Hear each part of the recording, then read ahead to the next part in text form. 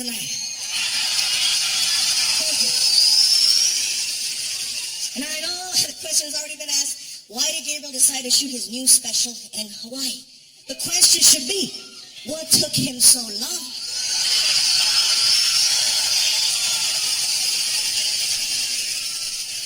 So the one thing I want to definitely make sure that happens here tonight is that I'm going to make sure that not only the people in the room here tonight that are not natives of Hawaii, but the people around the world find out things about Hawaii you never knew.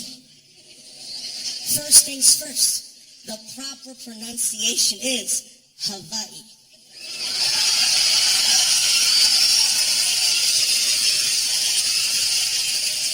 Just so the world gets to hear it right at least once. And believe me, I understand exactly how you feel. I totally get it. For me, it's not Mexico, it's Mexico. I'm with you. Whenever people come to the island, there's certain things people like to do, aside from the surfing or the hiking or the traditional things. People always see the movies, and the one thing that always stands out is the luau. People always see the luau. You always see the guy with the fire. He comes out and he makes a stance and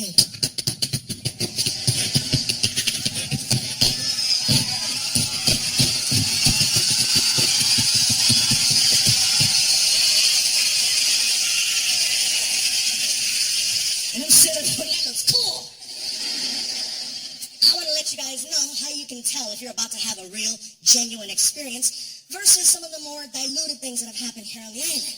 Let me explain. If you're going to go for a luau, make sure you do some research, okay? Don't just go to any luau. I'm going to tell you how you can tell if you're on a bad one. There's always a bus involved that takes you from the hotel to the luau. That's a given. When you get on the bus, there's a driver and there's always the person that's the host. If the host gets on the bus and you hear this,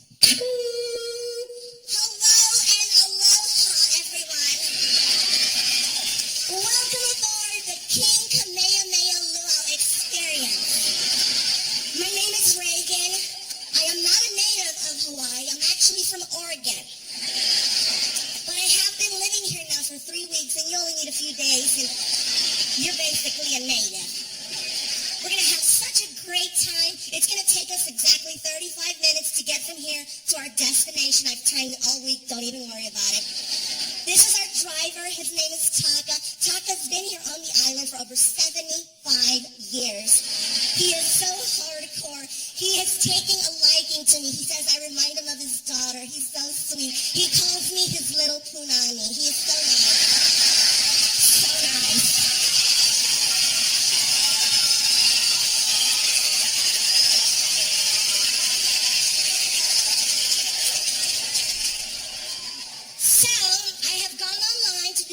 To find out the type of conditions we're going to have today. And there is a slight chance of rain. Excuse me? Yes, sir. What happens if it rains? You have nothing to worry about. I took the liberty of stopping off at an ABC store and purchasing some umbrellas and some ponchos, so we're covered. Excuse me? Yes, sir. Are we going to stop somewhere to get something to eat, maybe, or get some film? Absolutely. You have nothing to worry about. It's going to be the best time ever. Stay away from that door. This is how you know when you're on a real luau experience. The driver, is there, the bus, and then the guy gets on and you hear this. All right, everybody. Hey, hold on, turn it down. Turn it down, brother.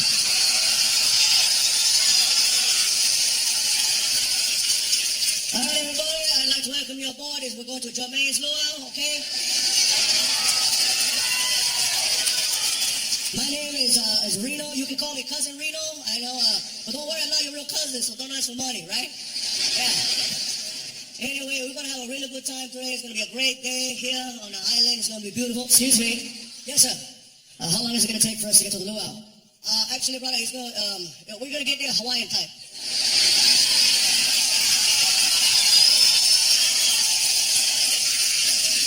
What does Hawaiian time mean? It means we get there when we get there.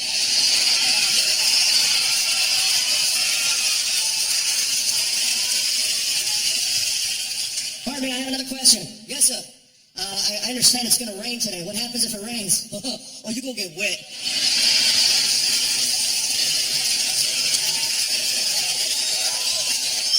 Excuse me. Yeah,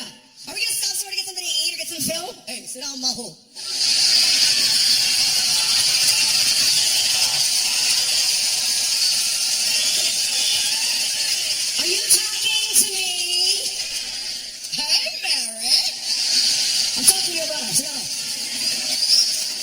And for the rest of the boss is wondering what mahu is, it means he really likes coconuts. Yeah. A good time.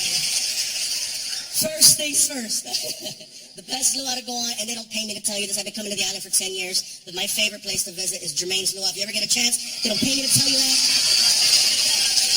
And for the record, there is such a person as Cousin Reno. That's my man here in the front row. Stand up, brother. The man, the myth, the legend. Thank you, man. Thank you. Good time, and then, coming here year after year and talking to people, certain words I've picked up, certain things I've learned. I finally figured out what shoots means. Anyone that gets to come here to the island, you'll hear people saying that shoots, and I found that it means yes. Because Mexicans, we have our own slang words too. Have you heard me? Oh, which is a term of excitement. It's like shoots. Means yes, but you should have heard the conversation I had. This guy was trying to explain it to me. I go, how come I keep hearing people say shoots? What's going on? Okay, brother, let me break it down for you, all right? Shoots is like saying yes. Ah, okay, cool. All right. So, let me see. So somebody says, you want to go to the store? And I say, shoots. Roger that.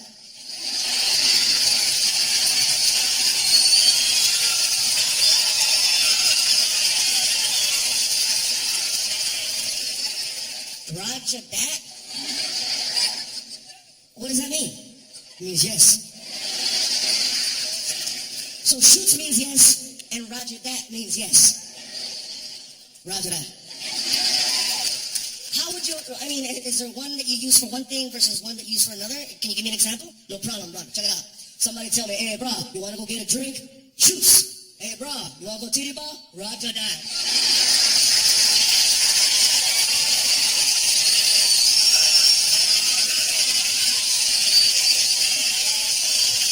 I figured it out. And by the way, for all the people here on the island tonight that are not native, who are extremely light complected, basic for the white people, I just want to let you know, when you're here in Hawaii, if you hear this word, howling, they're talking about you.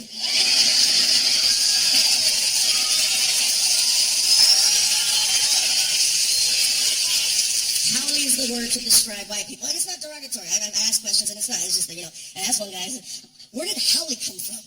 And one guy said, well, bro, I think many years ago, some white people come here, right? They got drunk, and they start yelling, so, hey, someone need to take down that howling right there. It's stuck. Trying to figure out howling, all right? But anyways, you guys, we've been traveling so many places. We've probably been in about 14 countries in the last 2 months. We're like herpes. We go everywhere. Twice a year. Anyway, that's bad, I know, right? You guys are so close, man. Like, if I slip, that's it. His show was in 3D, but it hurt. It was terrible. It was terrible. Yeah.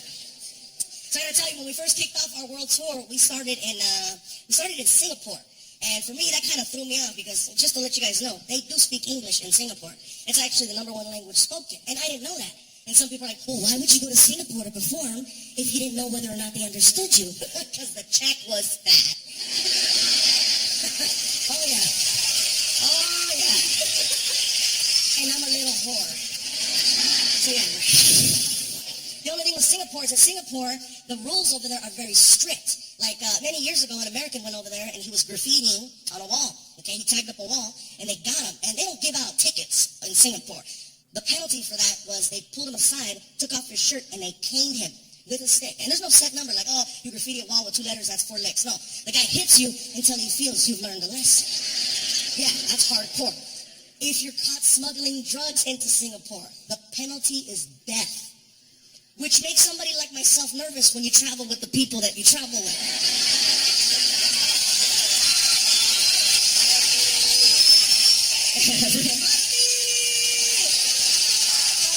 And it's crazy because they play a video when you're going through customs. As you're going through customs, they play a video to let you know where you're about to go into. And it starts off really nice. It starts off sweet. It's like, welcome to Singapore.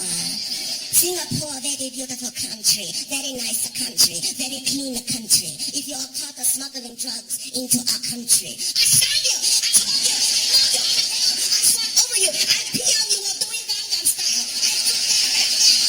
I kill you! I kill you!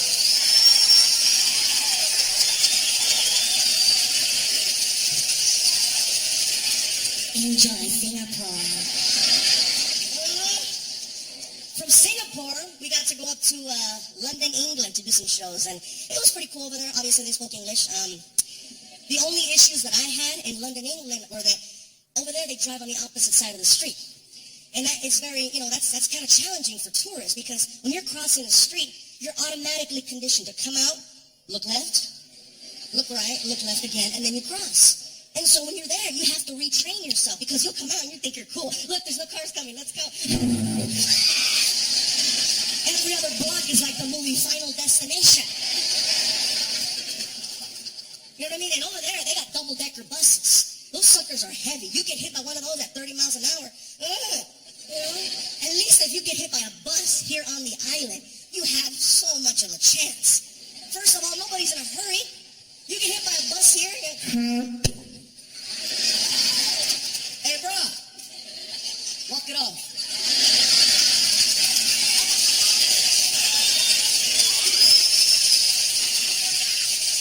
You okay? Shoot! All right. I've been to the news station here. I've been to the news many times, and they're always, people always step off the curb. They're not paying attention. They're looking at the buildings, or they're taking pictures, and and they report on, a man who was struck by a bus here today. His leg was broken. Doctors say he will be okay. London, England, getting hit by a double-decker bus going 30? A man exploded today when he was struck by a double-decker bus. We have video footage.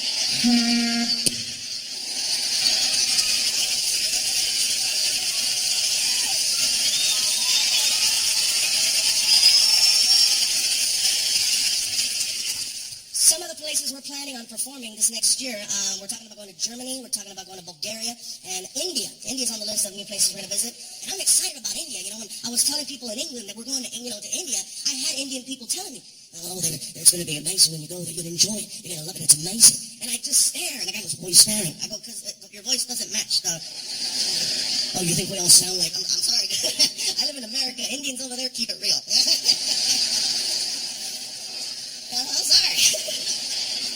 And I have nothing but love and respect for Indian people. I'm going to tell you something right now.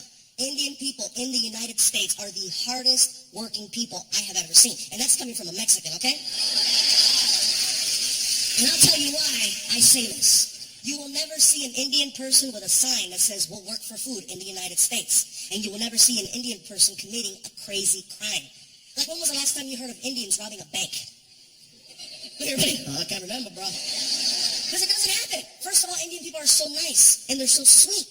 And I can't see it. You're going to rob a bank. You need authority. You need to come in there, guns blazing. I said, get your ass on the ground now. I can't imagine. Would you please take the money? Why are you laughing? I'm talking to you. Forget this. I'm out of here. I don't need this. He gets in the car. His partner's waiting for him. Did you get the money? They would not give me the money. Did you show them the gun? I showed them the gun. They better need it. Want to call the police. They're still laughing. Where did you get the computer? They thought I was tech support.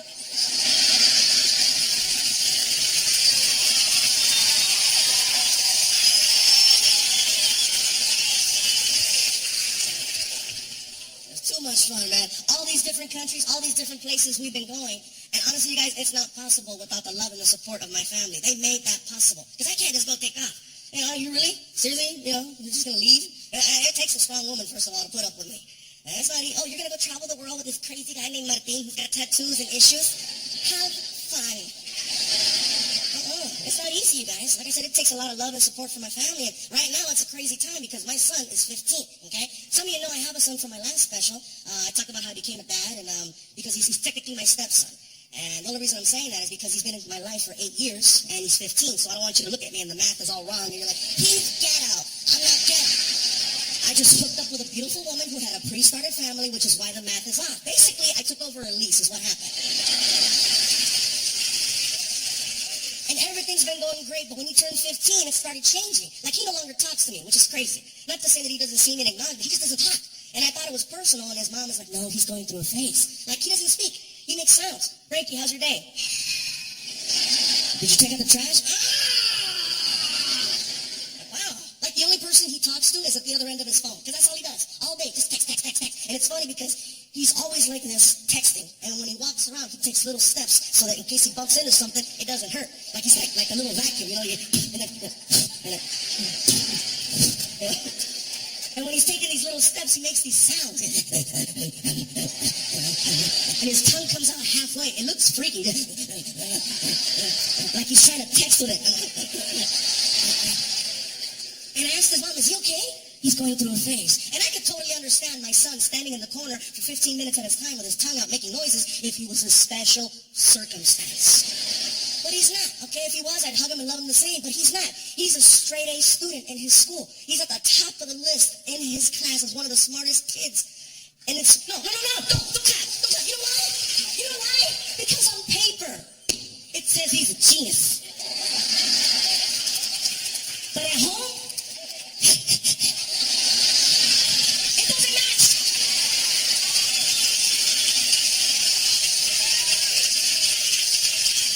And don't get me wrong, you guys, I believe that good grades are important, okay? Well, you would think with all the different classes that they offer in school, how come they don't have a class called Common Sense? You know what I mean? Make it the easiest class they have ever taken. Make it so easy that it's the exact same class every single day. They don't pay attention anyway. Make it the same. Hello, class. Welcome to Common Sense. Let us begin. Up, down, left, right, hot, cold. Take a shower. Take a shower. Take a shower! I don't know what happened when he turned 15. He forgot how to play with water. Oh my God, and for me, you guys, smell is so important. It is so important. You know how many people I meet every single year? I am so self-conscious. I don't want anyone to smell me that I meet and all of a sudden have them say, Fluffy smell like ass. Hell no. I know I'm a big guy. That's why I do double the maintenance. Twice the showers, twice the cologne, twice the deodorant, twice the powder. If I fart right now, this whole area will smell like cinnamon. That's how I roll. You guys will be looking at each other. Is that cinnamon? Sí, canela, canela, canela. He smells like a malasadas. Yes.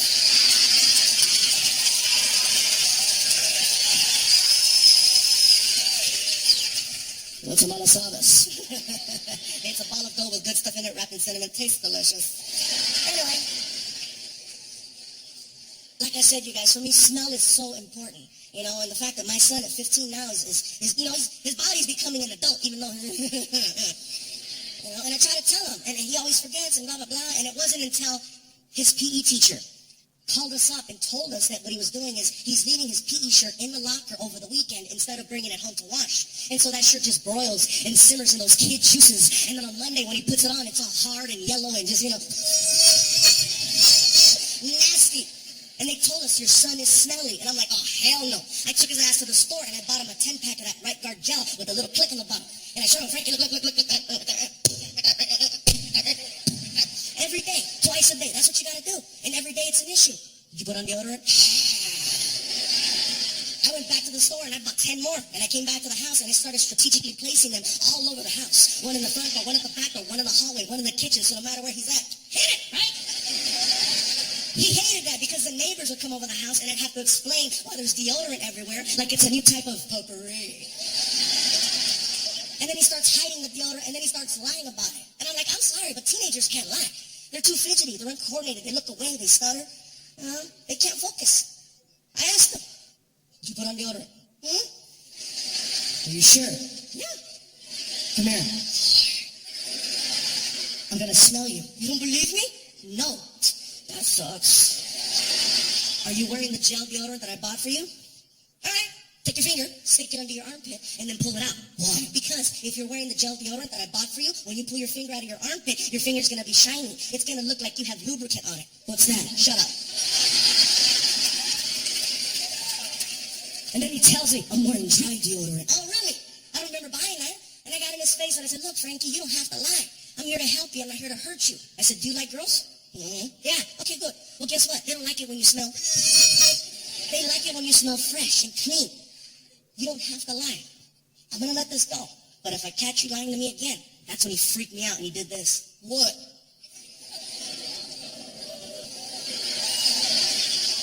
In my head, I heard, Are you ready? Are you ready? Let's get it on.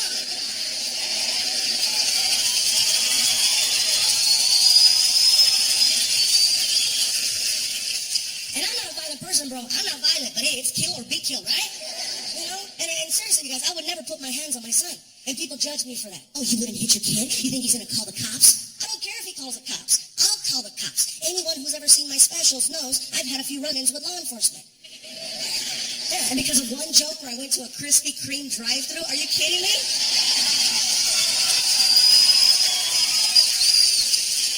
I have become law enforcement's favorite comedian. In the state of California alone, I've done over 50 shows for the California Highway Patrol, Los Angeles Police Department, Long Beach Police Department, where I live. I can call a cop right now to go to my house and hold down my son while my girlfriend kicks him. That's how connected I am. I'm not worried about him calling the cops. I'm worried about him calling TMZ. That's what I'm afraid. Oh, yeah. TMZ finds out I beat my son. Are you kidding me? They'll have me on TV the next day. Uh-oh. Looks like chocolate cake isn't the only thing he beats up.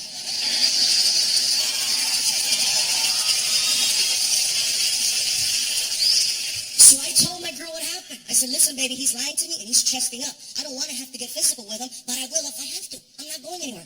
You see, my girlfriend's different. My girlfriend will actually choke him. I'm not going to lie. She's a little ghetto. Kind of hot.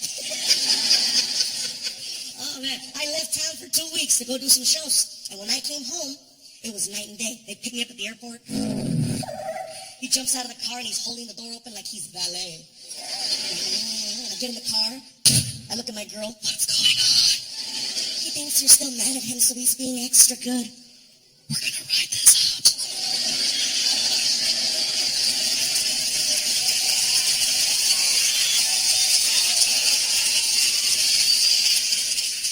And the whole drive home, he's doing that little song in the back seat. I'm going to clean the room. I'm going to take out the trash. I'm going to walk the dog. I'm going to do the dishes. And when we got home, he did all of it. And I was like, wow. And then we're passing each other in the hallway. And as we're passing each other, he sticks out his arm, bro. And he tapped me. And he keeps walking. And I go, excuse you. And he goes, whatever. Oh, boy, let me take this opportunity to tell you a little bit about myself. I'm a decent person. I'm not great. I'm not horrible. I'm decent, okay? Anybody who's ever met me in the past or will meet me in the future, you know what I'm saying? Hey, I know what's in my heart. I'm a nice person. And if I'm being nice to you and you're mean to me, I'll still be nice. But if you're mean to me a second time, I don't care who it is.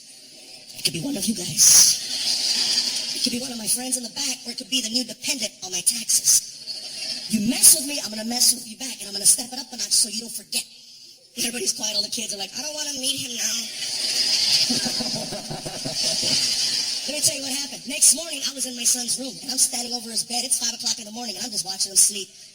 I know I look creepy like the movie.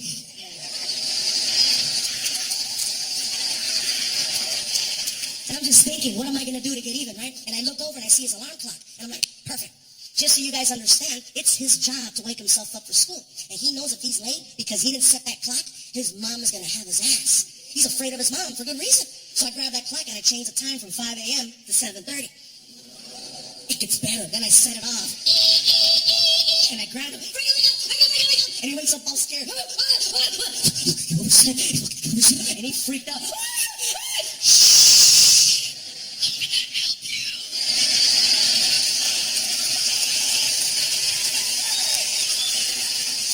And I started handing him his clothes. Here, get dressed, put your clothes. He's getting dressed in the dark. He looks like a little drunk. Your children. And I grab him and I drag his ass into the garage. His whole face is oily and sweaty. He's got rocks and crust in his eyes. He has a perfect white line going all the way to the back of his neck. As soon as I get him in the car, falls asleep. I jump in and I take him to school. to his school. The sun is barely coming out. There is not a kid for miles. As soon as we get by the office, I slammed on the brakes to wake him up. And he wakes, freaking the bell just rang, hurry, the last kid went in, you're gonna make it, go, hurry, go. Oh, okay, thank you, all right, I love you.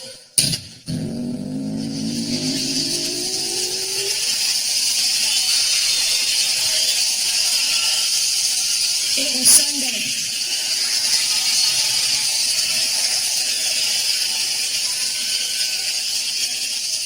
Kid mess with you, you mess with kid. Now I know a lot of you right now are like, oh, you went back to get him, right? That wasn't the plan. He starts calling my phone. Look at the phone and it's an old picture when he was still cute, you know? I sent him a voicemail. I look at the phone and I see his mom's face. Shit! Little traitor! I'm trying to play it off in the car. Hello? Pick him up. I can barely hear you. Pick him up! I get back to the school, big old freaking school with one kid in front of it. Oh man, guys, he was so pissed off. But I'm going to tell you something. I found something out that week. I found out that you don't have to yell at a kid to get your point across. You definitely don't have to hit one. All you really have to do to make sure they never forget the day that they messed up is embarrass them. Embarrassing a kid is the biggest weapon you can have as a parent that's legal. And so much more effective, you guys. Because I'm going to tell you right now, between the ages of 10 and 19, it's all about image. It's all about, do I have the cool shirt, the cool hat, the cool wristband, the cool watch, the cool glasses, the cool shoes, the cool pants. They want to fit in so bad. You mess with their image at school, it's mental, it's emotional, and depending on what you did, it's physical. Why do you think they make such a big deal about bullying in schools and child abuse amongst each other? Because when kids turn, it's not pretty, especially if they have a reason to, like finding out that you got dropped off on Sunday by your dad because there was a janitor there working who saw the whole thing go down. And 3 days is what it took for word to get out. And when those kids found out it was my son, the things they said to him were so bad that when he came home, he was in tears. Okay? And I'm not going to lie, you guys, I felt terrible for like a second. It was bad, though. It was. I was moved. He came in all hard. I hope you're happy. I hope you're happy. All day long, people have been messing with me. It's Sunday, kid. It's Sunday, kid. Get him a calendar. Get him a watch. Why are you just standing there? Say something. Put on deodorant.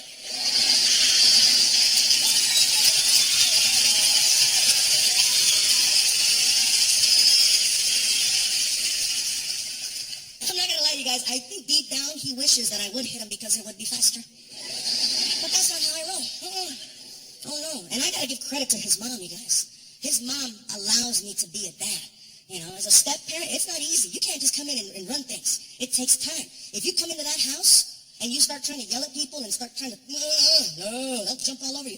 You can't be doing that. Don't. Hey, you tell me what he did. I'll handle it. You don't do anything. I feel you're like, oh, I've been there, bro. Yeah, right? Next thing you know, you're in the corner crying when that kid is supposed to be.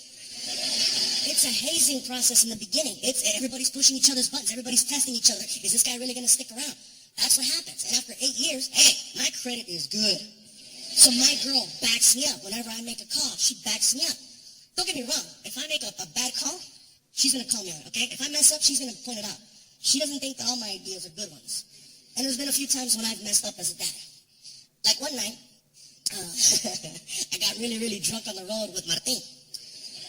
And I don't know what happened. I started drunk texting Frankie. I don't know what it is about me getting drunk. For some reason, the phone just... And my girl found out about it. And when I got home, I knew something was up because she called me by my first name. And we hadn't used first names in years. You know, since then, it's always been pet names. You know how it goes. You know, honey, baby, sweetie, Susia. Something that kind of just... Some of you got that? Gracias. Anyway, I walk in the door, and I hear Gabriel. And I'm like, oh, I'm in court. And here she comes, out of the back. I understand when you're out there. You're going to do what you're going to do. You want to get drunk? Fine, get drunk. You want to text me while you're drunk? Fine, text me while you're drunk. Do not ever drunk text my son again. How do you know I was drunk? Really? Frankie, come here. Bring your phone. Look at this message that came in at 4:17 a.m. Put on deodorant, fucker.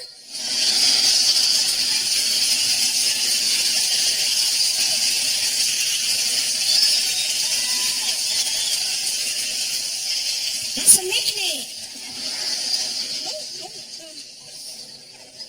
I gotta give her credit. Anytime I mess up, she is very creative on how she approaches me.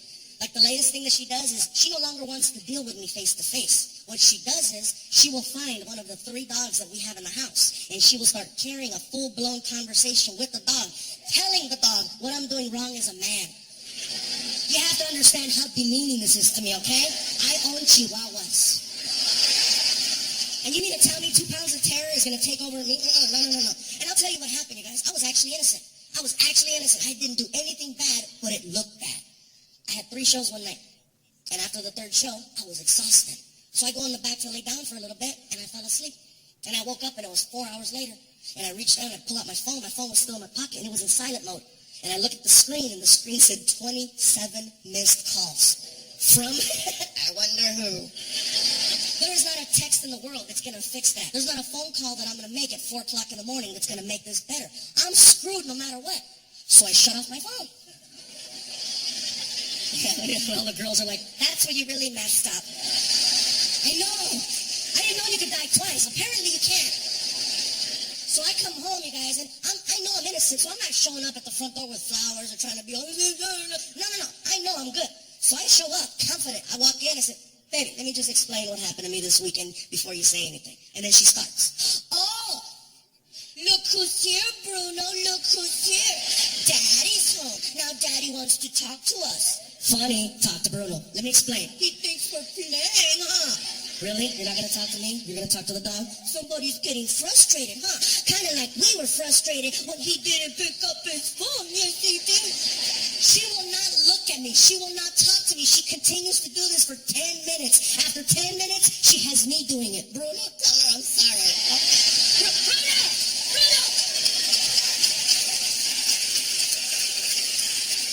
Now she thinks I'm making fun of her. Are you mocking me? Now I'm pissed off because now she's screaming in my face. So then I was like, oh, she thinks we're mocking her, huh, Bruno? Mommy shouldn't have played this game because we can play it better, huh? Yeah, because I can make you talk back to me, huh? Yes, I can. Because you love me more. I love you more. Mommy's crazy, huh? This is a bitch. Come on.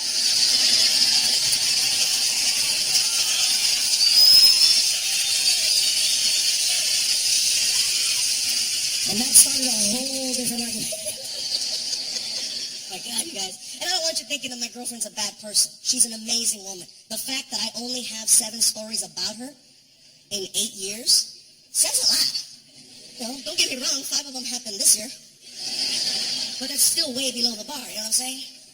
And I get questions. I get questions about her because, you know, in the past I've done specials and I've talked about other people in my life. I've talked about my mom, I've talked about my dad, I've talked about my sisters, my brother, I've talked about Frankie, but I've never really talked about my girl. And so I get people that ask me, we want to know a little bit more. First question that everybody always asks is your girlfriend fluffy too? And no, she's not. She's a little bit curvy, but she's not fluffy. And it's not to say that I have anything against big women. Most of my ex-girlfriends were really big girls. When we would hug, it was like arms and pillows.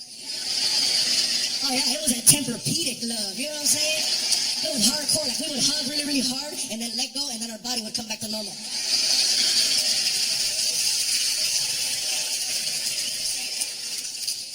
Another question that people ask is your girlfriend also Mexican? You know, is your girlfriend Mexican? And yes, she is, but that doesn't mean anything because I have dated the rainbow, okay? That's just where it landed, you know? I just, you know. Oh, look. It's just where it landed, all right? You know, the crazy part with my girl is that she doesn't have traditional Mexican features, all right? She could pass for white, which is funny because the first time I introduced her to my mom, it was quite the show. I take my girl to go meet my mom for the first time, and you know, my mom, she'd come to the door. She'd come to the door if she sees you pulling up in the driveway. She opens the door and just waits for you to get there and greets you at the door. So I'm pulling up, right? She comes to the door. She sees me opening the door, and this white girl comes out, right? And she starts cussing me out from the door. ¡Sáquese, cabrón, de aquí! ¿Qué chingados andas haciendo con esa güera? ¡Sácame esa güera! ¡Get that white girl para allá! ¡Sácame la white girl para allá! And my girl speaks Spanish, so my girl looks at my mom and she's like, "Hola, señora, ¿cómo estás?" And my mom was like, "Oh my God, oh, I'm so sorry." You see that, Mom? You see that, Mom? They make them in that color too.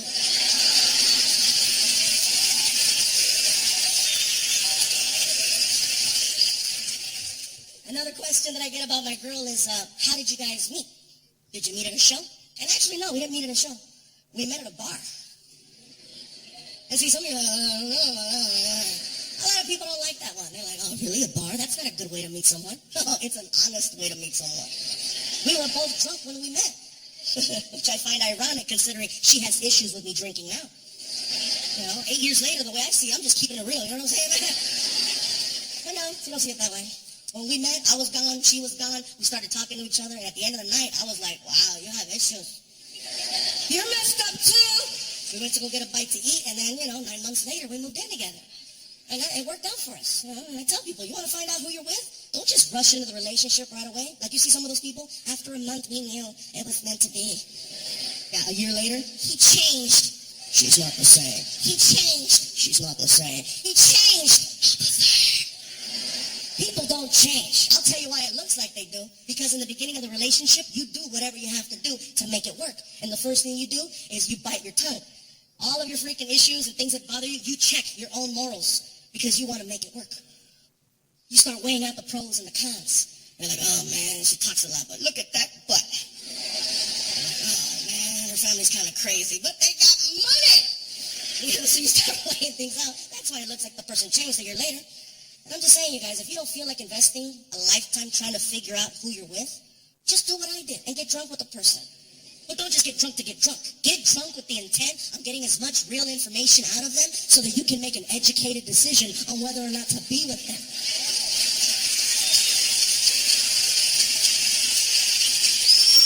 Make it fun. Make it a game. This is what you don't know. This is what you do. You sit across from each other. You make a list of 5 things you have to know before you become exclusive. Then you break open a bottle of tequila or alcohol of your choice. You do 10 shots each. You wait 35 minutes. You turn on a flip cam, hit record, and let the date begin. You're about to find out who you're really dealing with. Make it fun. Okay, Jennifer, you go first. Thank you, Jonathan. Thank you. Okay, question. How many...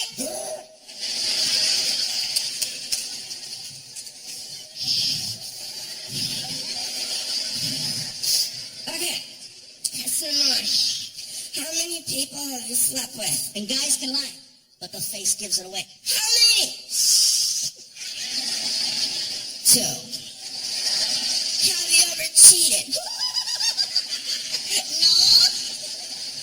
Next day, you pull out that video and you confront them. And you can see for yourself who you're really dealing with. And if you can see that they're lying, call them out. Jonathan, this is the saddest thing I've ever seen. And it's so obvious that you're lying. There's no way in hell I'm ever going to be with you. Why don't you just be a man and tell the truth? How many people have you really been with? Oh, man, over 20. Over 20? Have you ever cheated?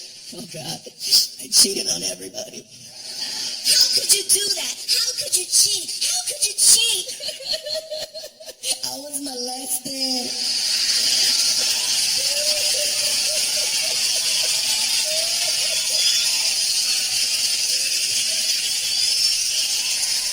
Some of you are clapping, some are laughing, some are like, "It's still not funny."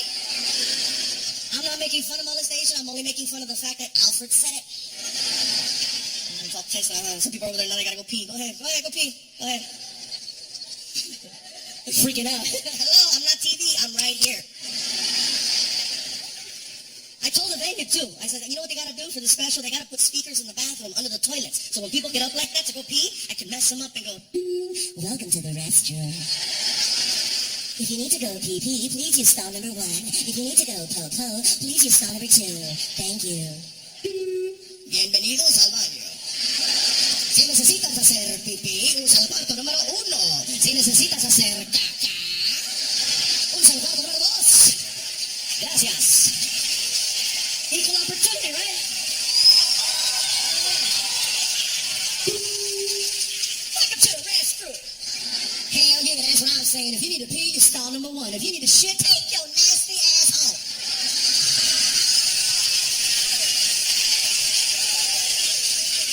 And some of you are laughing, some of you are like, Stop doing those voice. Just having fun, that's all. I gotta tell you guys, being a comedian has been one of the greatest experiences for me. And, it's been a fun ride. It's been a fun ride, and a lot of people don't understand what has gone into this. Me personally, I got a lot of people to thank. My family, obviously, first and foremost, and all my friends and all the support, all the people you don't see that are behind the scenes that have helped me.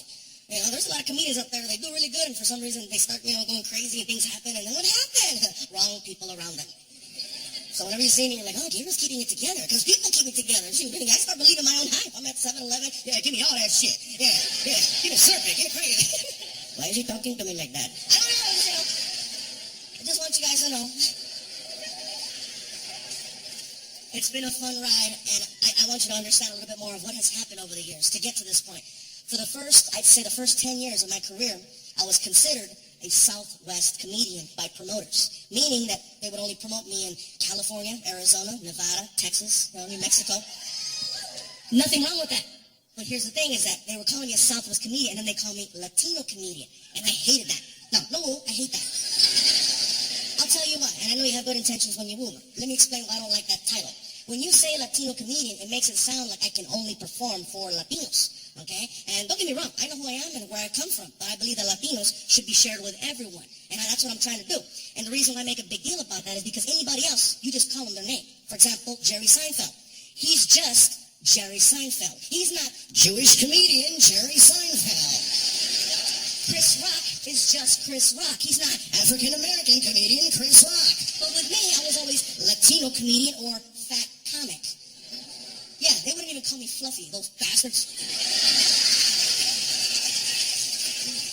And so it wasn't until years and years of grinding it out that eventually I wound up meeting a promoter who eventually became my manager, who took a chance on me, and he promoted me in Minneapolis, Minnesota, okay? And you cannot get any whiter than Minneapolis, Minnesota. That is where the Howleys are built, okay? That is the Howley factory, okay? It's Minneapolis, Minnesota. And it was a venue about as big as this, and it was sold out. And word got back to Los Angeles and to New York and to all these promoters that there's this entertainer with the last name Iglesias who sold a bunch of tickets who was not Enrique. Next thing you know, promoters are coming out the woodwork. Now they're changing their tune. Now they're not calling me Latino comedian anymore. Now they're saying, oh, this he's funny across the board. He's crossover. He's so crossover. His material touches everyone. He's crossover. He's crossover. Really? You're going to call a Mexican crossover? It was getting worse.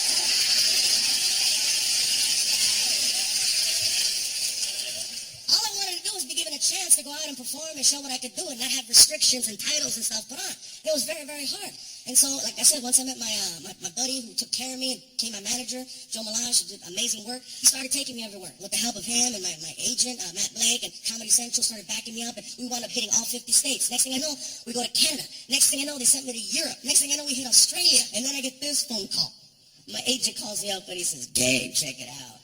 You're getting a request to perform in the Middle East. I go, really? Okay, cool. Army, Navy, Marines, Air Force? Who? Actually, the request is coming from a prince. Run that by me again. A prince. I said, Purple Rain? Not Prince. A prince. I said, how do they know me? I don't know, but they say that they know you and they want to hire you. I go, it sounds like a joke, Matt. Trust me, it sounds legit. All right. If it's legit, I'll tell you what. Give whoever a ridiculous figure and let them know that they have to wire the money today. Otherwise, forget. 4 hours later. Gabe. What? Ridiculous just called. Are you serious? I'm looking at the screen, bro. They wired all of it. Next thing I know. Welcome aboard Saudi Arabian Airlines.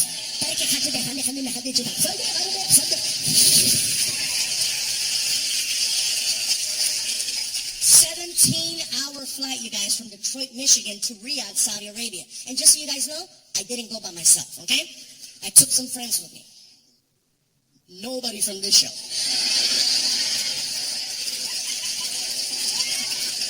For obvious reasons. Man, you see the crew that I travel with? Everybody's hairy, big nose, goatee, beard, crazy eyes, this. Are you kidding me? All of us, we're like Osama bin Lopez. You know what I'm saying? I don't know what the hell we are. So I took 2 other friends. I took one friend, his name is Edwin San Juan, who's Filipino, works clean. Oh yeah. And another buddy of mine named Larry Omaha, who's Native American, who also works clean. And, yeah, sure. Hold on, I want to look at the camera. Hey, Larry Omaha, everyone's like, oh, you guys have fans and they're here in Hawaii. Get your asses over here. Anyway,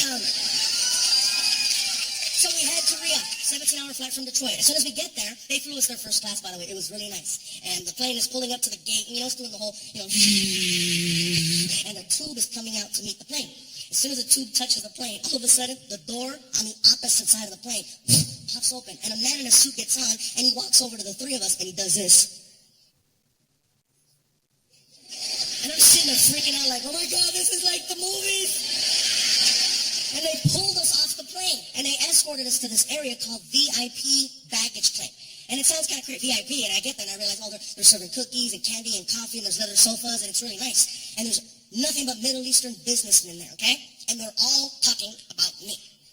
I don't understand Arabic, but everyone in this room understands when someone's talking about you. The guy's looking at me and he's like, I'm sorry, but this is universal. And apparently this is Arabic for damn!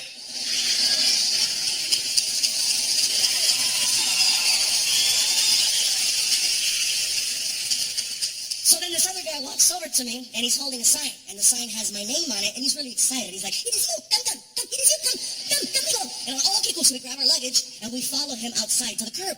They have 3 Lincoln Navigator SUVs waiting for us. There's 3 comedians, and there's 3 cars. We're so paranoid that we're in the Middle East, we all get in one car. We're sitting in there. And we take off. We're heading towards downtown Riyadh, okay? Now, all I know up to this point about my experience is that I've already been paid, my flight's been taken care of, and I have a point person who I'm supposed to meet at the airport who's not there. So I'm talking to the driver. I said, excuse me, sir, where's this guy? It is okay. He's okay. Okay. And for me, it's not okay because I researched Saudi Arabia. And, you think the rules in Singapore are strict. The rules in Saudi Arabia are very, very different, okay? And I don't want to offend anyone, and I want to make sure that I don't say the wrong thing. So I need to know, I need some info. So I keep talking to the driver. I said, sir, would you mind helping me with some questions? Whatever you mean. You ask, I tell you. It's okay. I apologize in advance if I come across rude or disrespectful or ignorant, but how do you guys know about me here in the Middle East? What do you mean, how do we know? Yeah, how do you know that I'm a comedian? Do you have Comedy Central or HBO or Showtime? What is that? That's a no. That's what that is. That's a no. How do you know that I'm an entertainer? Oh, your videos. YouTube. My friend, YouTube, you're huge. You're the number 2 most famous comedian in all of the Middle East. Number 2. You're kidding. I am not comedian. I don't kid. No. I'm the number 2 most famous comedian in all of the Middle East? Yes! Who's number 1? Jeff Dunham.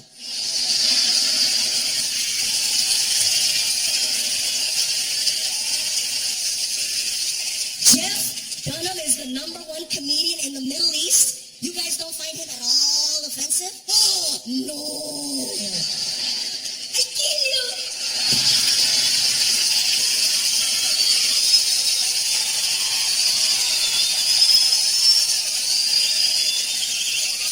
When I heard that, you guys, I was like, you know what? They get it. They get it. So I'm like, we're cool. We're sitting, we're driving, we're heading towards downtown. All of a sudden, the driver cuts the wheel really hard, and we get off the freeway, and now we're taking a side road going away from the city. And I'm like, excuse me, where are we going? We're going to the show. I go, it says here that we're staying in the city. Yes, you're staying in the city, but the show is somewhere else. That doesn't make sense. Why would you have the show somewhere else? How come you don't have it in the city? And then he broke it down. My friend, here in Riyadh, it is very different, okay? Your type of entertainment is forbidden in the city. There are people called religious police that hold up the traditions. They keep it so that it's very traditional. It is not allowed. The social gathering is a no-no. We must go somewhere secret in the desert.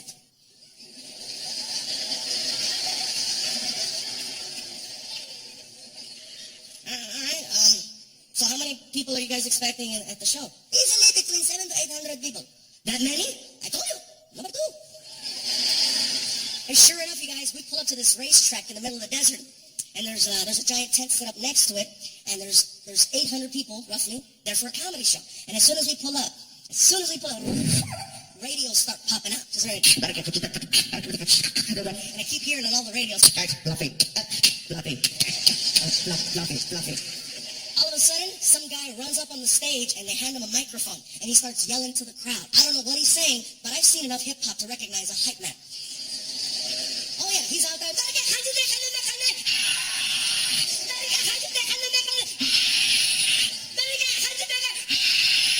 And then I get the biggest introduction of my life.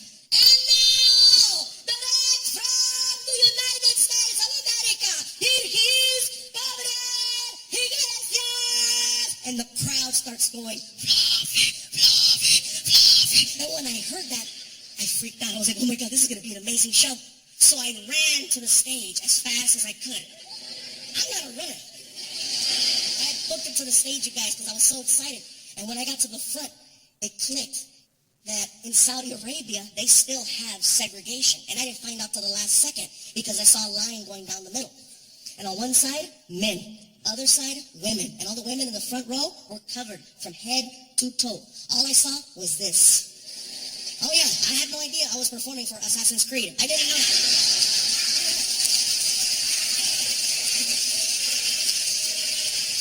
It threw me off so bad. Gabriel Iglesias! And hey, what's going on, everybody?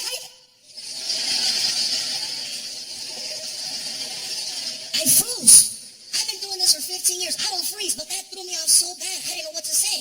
All of a sudden, men start yelling my jokes at me. My friend, do the donkey, do the donkey. Hey, chocolate cake, chocolate cake. Guy in the front, make fun of me. Hell no. And the people started laughing. The women were laughing just as hard as the men. You know, granted, some of them I couldn't see, but for the most part, it's like, and I'm not trying to be disrespectful. You know, they're lather moving and laughing. I even had fun with one of the girls. I said, oh, I saw your neck. She said, you're going to get in trouble. The Saudis had such an amazing sense of humor. They were laughing and carrying on, and I had no idea they were going to be like that. And then after the show, I got a chance to meet some of the locals. And one guy was almost in tears. He was so emotional. He walks up to me, and he's just like, I cannot believe that I am standing here in front of you, Mr. Fluffy. Oh, well, thank you. Please, when you return to United States or wherever you travel, let the people know what you saw, okay? Let them know that we're not all bad. That we're not all those bad people from Fox News, okay? You let them know, because we see Fox News, and Fox News believes that everybody in Middle East is bad. Everybody's terrorist. Everybody has a bomb. He has a bomb. He has a bomb. He has a bomb. Oprah is here giving away bombs to everybody. Everybody.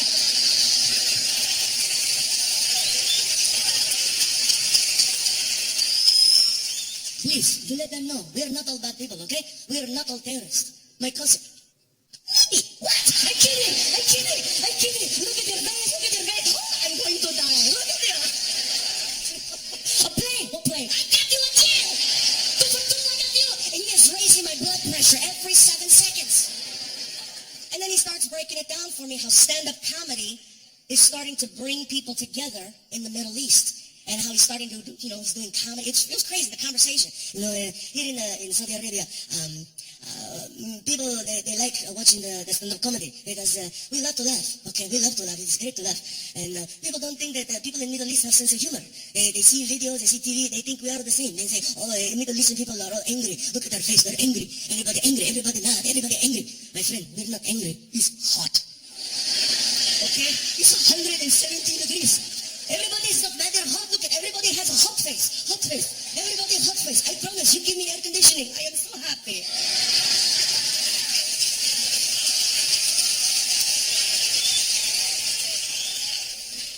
We are okay. We love to laugh. I've been doing this stand-up comedy for about 6 months now, and I have jokes. Good for you. May I try? Oh, great. All right, man, go ahead. Okay, very nervous. Okay, here we go. Okay, here we go. 2 Jews walk into a bar.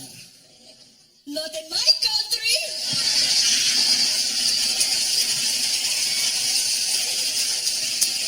Hey, man, you're gonna get my ass arrested, bro. We wound up doing shows all over the Middle East. We were in Riyadh, Bahrain, Dubai, Qatar, Doha, and each show, you guys, was more amazing than the last show. Not because there were so many people, but because the people were friendly. They were fun. They got all the references. I couldn't get over that. I honestly thought that they were going to be like the people from Fox News. And I felt terrible. I felt terrible because I was judging them. I was prejudging them, and I thought that they were going to be a certain way. And I felt bad because all those years people were doing that to me, not really giving me a chance, and I was over there doing the same thing. I felt so bad. And then when I met the prince, I was still judging. 19 years old, and he's a prince. I thought he was going to be a brat. He walks up to me, and I was already like, what's up? I failed to realize that he's a prince, and he was brought up to be a prince.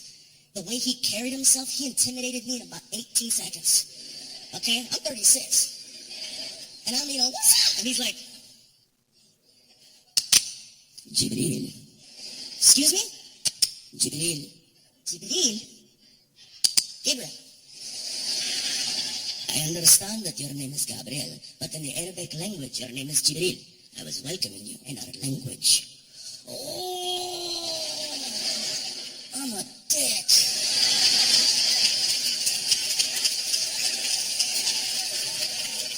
And I started already imagining what was going to happen. I'm like, I'm so sorry. And he was so nice, you guys. He's like, I want to thank you for coming here to Riyadh and doing all of these shows. It was so beautiful to see everyone having such an amazing time, from the little children in attendance all the way to the elderly people with a cane. Everyone had an amazing time. Everyone. It was beautiful. Okay? Beautiful. Religious people laughing. Religious police laughing. They don't laugh at shit. I want you to understand how big this is. There was an American here entertaining people from Middle East. There was no violence, no bloodshed, no problems. Everybody was smiling. Everybody was getting along. It is possible. An American was here. An American was here. He kept saying American, American, American. Freaking 10 years being called a Latino comic. I had to go all the way around the world to finally get called American.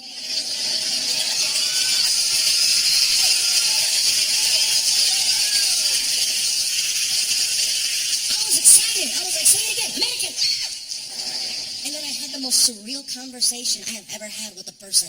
He looks at me and he says, I want to thank you for everything. I want to invite you and your friends to come to my palace so that I may entertain you. Look, are you freaking kidding me? I am not getting invited to a palace by a prince. Oh my God, up until this point, my only experience with royalty was a Burger King drive-thru. All of a sudden, one of those SUVs pulls up. And a guy jumps out in a suit. And I guess his favorite word was please, because that's all he said. Please. Please. Please. Please. Please. Please. Please. Look, are you kidding me? There's a man in a suit trying to get me in the back of a Lincoln Navigator, and there's a prince inviting me to his palace. I'm not going to lie. I felt like a hot chick. I was like, oh my God, let's go. Hurry up, bitch, let's go.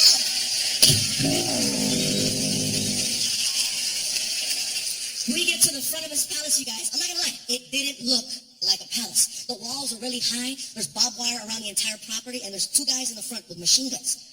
I'm looking at this, and I'm like, this doesn't look like a palace.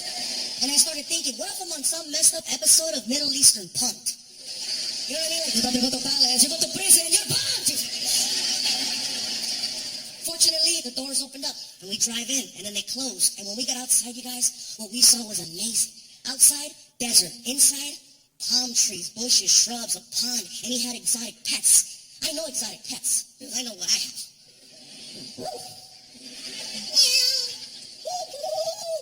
Over there? Freaking zebra!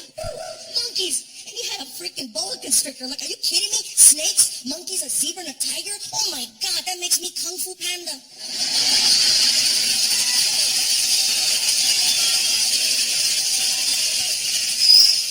And I started thinking, what if he decides to keep me? It sounds messed up, but let me explain. As an American, you cannot just purchase an airline ticket to go to Saudi Arabia. You have to be invited by a person of power. You know, when I left Detroit to go over there, I had to fill out a form that says, I understand that I'm going to Saudi Arabia. And should something happen to me, one of those things on the list being kidnapping, conveniently right above death, America is not responsible. The prince could have actually, you're mine. And 2 weeks later, now he's showing someone else around, right? It is my snake, that is my zebra, that is my Mexican, that is my tiger. Inside of some little box that says Jibril. But it never happened. And we're walking around, and I actually pulled him aside for a second. I said, listen, I got to tell you something. Well, you tell me. I need to apologize. What did you do? I didn't do anything. I just want to apologize for coming here with the wrong mentality. I says, unfortunately, I thought that, just, because it is the Middle East, I thought you guys were going to be rude. And everybody's been nothing but nice. Huh? I know. I didn't think you guys were going to speak English so well and understand, so many references, and you guys get everything. Huh? I know. I thought you guys were going to throw rocks. but you are funny.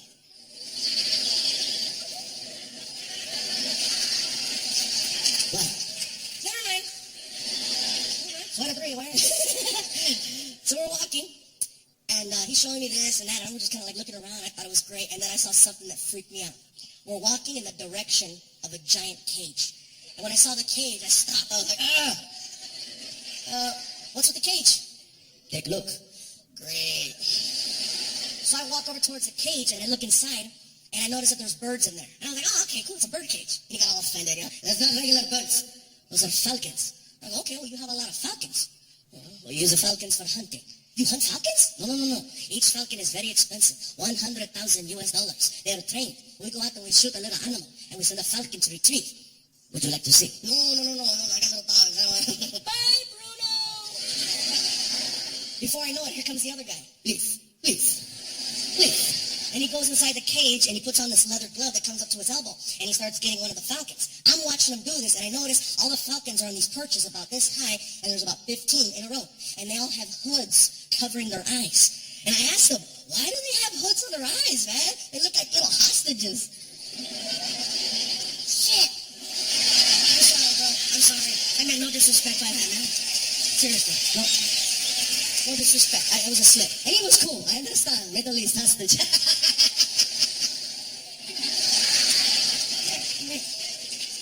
So the other guy comes out, and he's got a falcon with him, and he's got a glove, and he hands me the glove, and I put it on, and he transfers his falcon to my arm.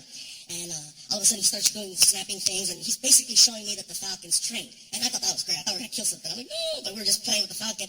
And I started getting excited, you know. And the more excited I got, the more the prince started showing his age. Because then he got excited. I'm like, this is great. It is great. Yes, this is so cool. So cool. I'm like, God, you're so lucky to have so many falcons. I am so lucky. Would you like a falcon? So matter of fact, like, would you like a cookie? Would you like a falcon? Same way. Are you kidding me? Don't give me a falcon that can retrieve things. Shoot, you think I'm lazy now? Hell no. Don't give me a... I wouldn't even leave the house. I'd be at the front door. Donuts. And who the hell is going to watch my falcon when I'm up here performing? I can't leave it with my buddy Martin in the back. You know he would abuse it, take it to some nightclub, try to hook up with it, freaking hear. The redhead. 2 weeks later, this is bullshit. No, man. We were out there, you guys, in the Middle East for over 2 weeks. And after 2 weeks of being there... Hey, sit down, Mahu.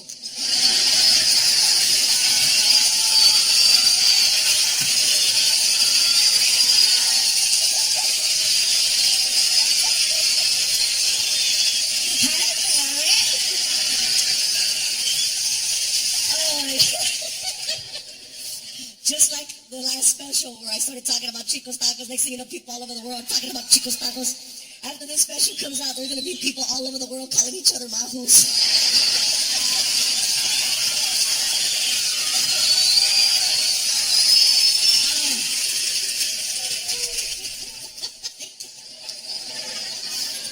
So you guys, I wanted to find a very special way to close out this event. And I thought it would be great if I could tell an old story that was from years ago that never made it to a 1 hour special. And the cool part about this story is that it now has a different ending. The story is called The Gift Basket.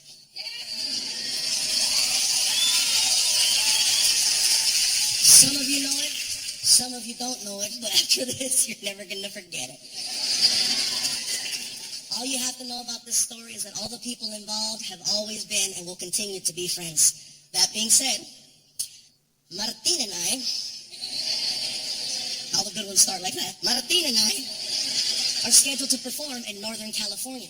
Usually we fly, but this particular day I was having a problem with Southwest Airlines. They wanted me to pay for an extra seat for someone who wasn't traveling with me. Take your time, you'll figure it out. Anyway, I tell Martin, I'm not paying for an extra seat. Let's just drive. It's 6 hours. So we headed north. 3 hours into the drive, we're passing through a city called Fresno. And as we're passing, hey, Fresno, fine, get us away.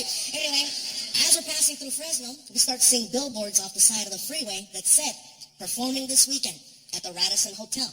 directly from BET's Comic View and Showtime at the Apollo, comedian G. Riley. And I look at Martin and I go, oh shit, she's in town. And Martin goes, yeah, I haven't seen G in years. So we're like, let's stop by the hotel and say hi. So we pull into the parking lot. We walk in. I tell Martin, he doesn't know we're here.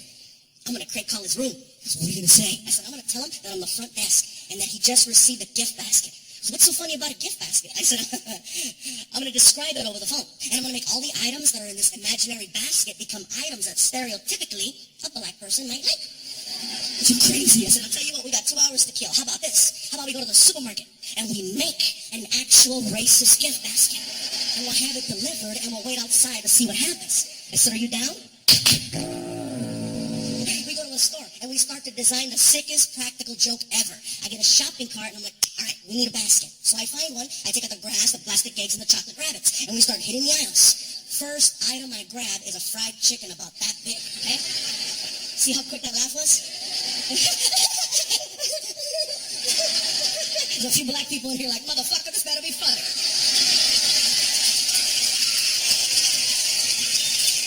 It's hysterical. Let me just finish the story and then you can judge me in the parking lot. So anyway, then Martin hands me a miniature watermelon and I put it next to the fried chicken. Here's where it gets interesting. Employees of the store find out what we're doing and they start volunteering to help us finish the basket. Half of the employees were black, which made it so much more accurate. Aisle after aisle. One guy was stocking a shelf. He was an older white guy. We're like, sir, can you help us? What do you need? My buddy Martin and I are trying to make this messed up racist gift basket for our black friend as a practical joke. Can you think of something we can put in there? Without even blinking an eye, the guy was like, you gotta have Kool-Aid. It's at the end of the aisle on the right. Malt liquors and extra all over in the back of the store in the freezer section. It's on sale 2 for 1. By the time we get to the register, all these different employees plus us came up with a basket that had fried chicken, watermelon, Kool-Aid, grape soda, barbecue potato chips, sunflower seeds, an Ebony magazine, a Chris Rock DVD called Bigger and Blacker, Magnum condoms, Newport cigarettes, a rack of ribs, the recipe for cornbread. It was getting bigger and bigger and bigger and bigger. Icing on the cake, we find a greeting card that's on clearance from Halloween, and it has a picture of 3 ghosts on the cover wearing sheets. I tear off the half that says Happy Halloween, and on the back of the card I write, welcome to Fresno, love the Chamber of Commerce. And we stick it to the basket. We made it all nice and pretty, and we haul ass to the hotel. We pull up, we walk in. The basket is hot as hell, so I'm racing in. I get inside and I put it on the counter as fast as I can, bro. It's too perfect. There's a black girl behind the front desk. As soon as I put the basket down, I hear, is that chicken? Ooh, let me see. Hold on. What is it? Let me explain. My name is Gabriel. This is Martin. We're a couple of comedians, and we're about to play a really crazy practical joke on a friend of ours who's staying here tonight by the name of G. Riley, who's also a comedian. Oh, the one that's on the signs on the freeway. Yeah, the one that's on the signs on the freeway. So, as a practical joke, we went to the store and we made this messed up racist gift basket. That's why you can smell fried chicken. And she was like, woo!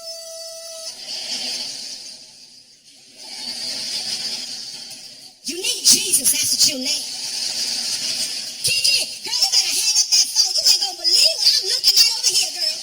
Listen, we think it would be hysterical if we could have you deliver the basket for us. She lost it.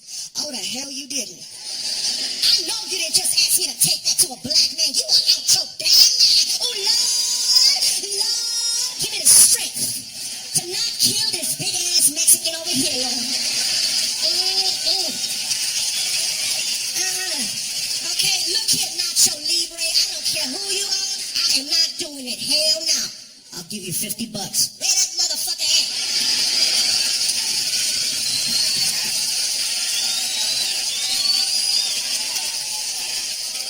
We follow her to the hotel room. She knocks on the door.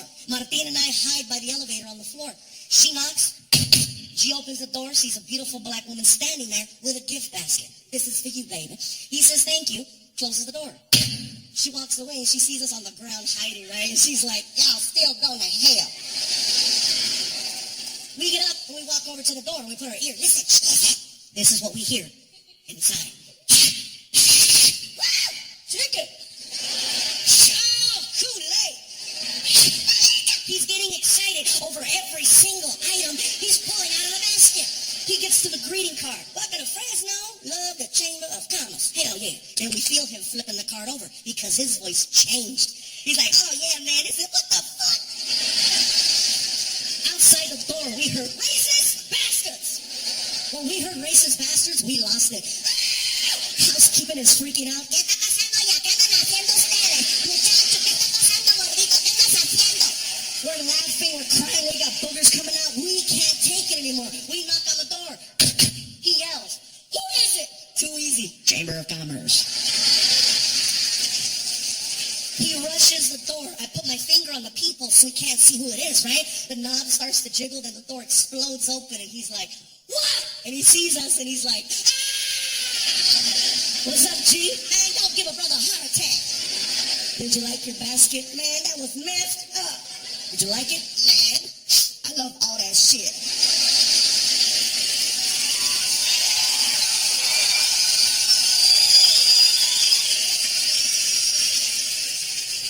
And now, ladies and gentlemen, a story that has been 7 years in the making. I would like for you to now hear, for the first time ever, the other side of that story. Ladies and gentlemen, I flew him here to Hawaii so that he can share this with you.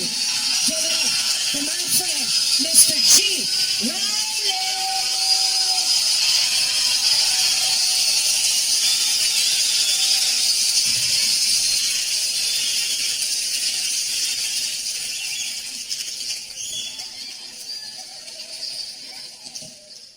I gotta be honest, I didn't know it was racist. I thought it was lunch. I thought it was lunch. I didn't know it was racist until I got back to my neighborhood. And brothers in my neighborhood looked at me, they say, man, I don't believe you let that Mexican guy do that to you, man. That was messed up. I know you got him back. I said, what, buy him lunch? I can't afford to buy that man lunch. If I buy him lunch, you'll be getting me again. But you gotta understand, it was the perfect set of circumstances when it happened. Because I'm laying across the bed in the hotel. I had never been to Fresno before. And I wanted something to eat, and I didn't know where to go eat. So I'm laying across the bed, and I'm saying to myself, where can I go eat? I wish I had some food. And all of a sudden, magically, there's a knock on the door. And a black girl shows up with a gift basket. And I took the gift basket, and I said, they know how to treat their comedians up here in Fresno. And I'm walking to the bed, and I could feel the heat, and I could smell the chicken from the gift basket. And I'm like, oh, this is cool. Nobody smells chicken and thinks of racism. Right?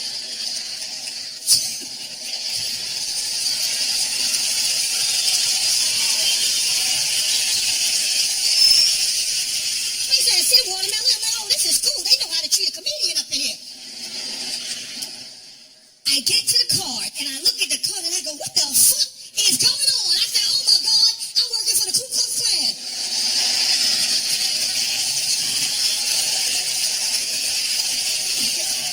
And I really started to panic because in my head, I'm saying to myself, is this for real? Because there were billboards all over the city with my picture. And I started thinking they were trying to scare me out of town. Right? I start trying to call the promoter, and the promoter's not answering the phone, and it's festering in my head, and I'm nervous, and I'm pacing the room, and all of a sudden there's a knock on the door, right? And I go,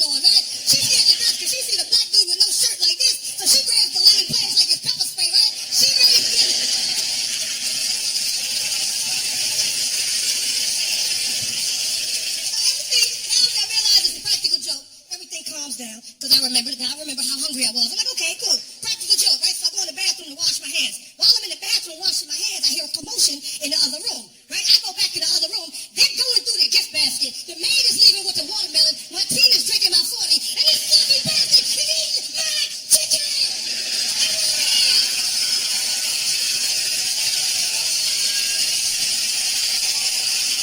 You need to activate Mahalo. And thank you so much.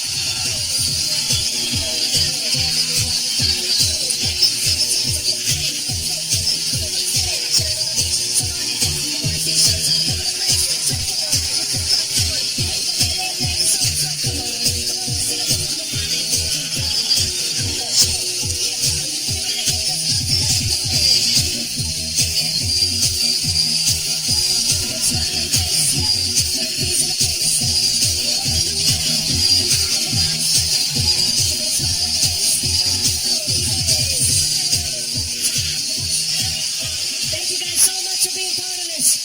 I love you and I'm gonna make you guys proud. This is gonna air next year on Comedy Central and everybody's gonna love it. Thank you. Thank you. Thank you. Casey,